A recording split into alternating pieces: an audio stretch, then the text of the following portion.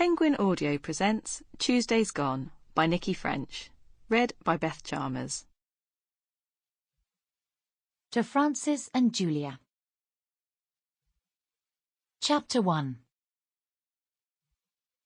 Maggie Brennan half walked, half ran along Deptford Church Street. She was talking on the phone and reading a file and looking for the address in the A to Z. It was the second day of the week and she was already 2 days behind schedule. This didn't include the caseload she had inherited from a colleague who was now on permanent sick leave. "No," said Maggie into the phone. She looked at her watch. "I'll try to get to the meeting before you finish." She put the mobile into her pocket. She was thinking of the case she'd just come from. A 3-year-old with bruises. Suspicious bruises, the doctor in A&E had said. Maggie had talked to the mother, looked at the child, checked out the flat where they lived. It was horrible, damp, cold, but not obviously dangerous.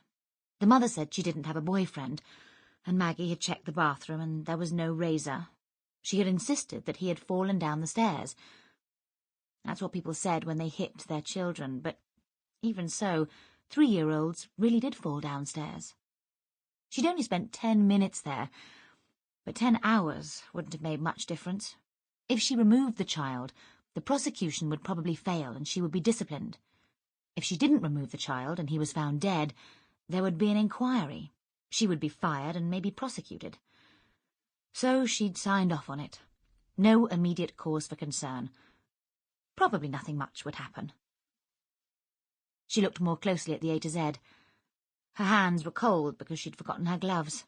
Her feet were wet in their cheap boots. She'd been to this hostel before, but she could never remember where it was. Howard Street was a little dead end, tucked away somewhere towards the river.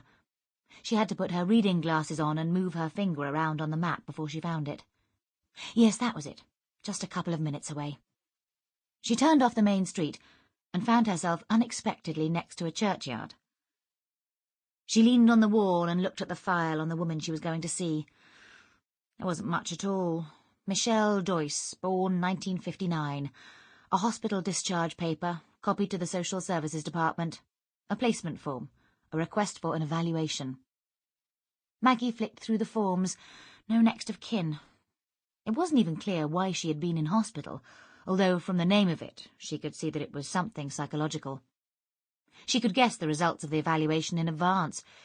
Just sheer general hopelessness. A pathetic middle-aged woman who needed somewhere to stay and someone to drop in just to keep her from wandering the streets. Maggie looked at her watch. There wasn't time for a full evaluation today. She could manage a basic check-up to make sure that Michelle was not in imminent danger, that she was feeding herself, the standard checklist. She closed the file and walked away from the church into a housing estate. Some of the flats were sealed up, with metal sheets bolted onto the doors and windows, but most were occupied. On the second level, a teenage boy emerged from a doorway and walked along the balcony, his hands stuffed into the pockets of his bulky jacket. Maggie looked around. It was probably all right. It was a Tuesday morning, and the dangerous people were mostly still in bed. She turned the corner and checked the address she'd written in her notebook. Room 1, 3 Howard Street. Yes, she remembered it now. It was a strange house that looked as if it had been built out of the same materials as the housing estate, and then had decayed at the same rate.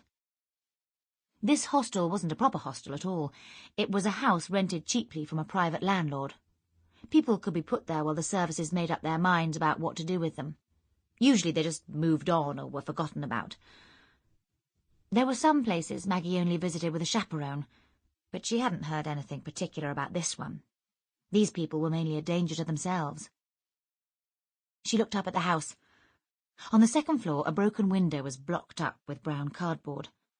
There was a tiny paved front garden and an alley that went along the left side of the house.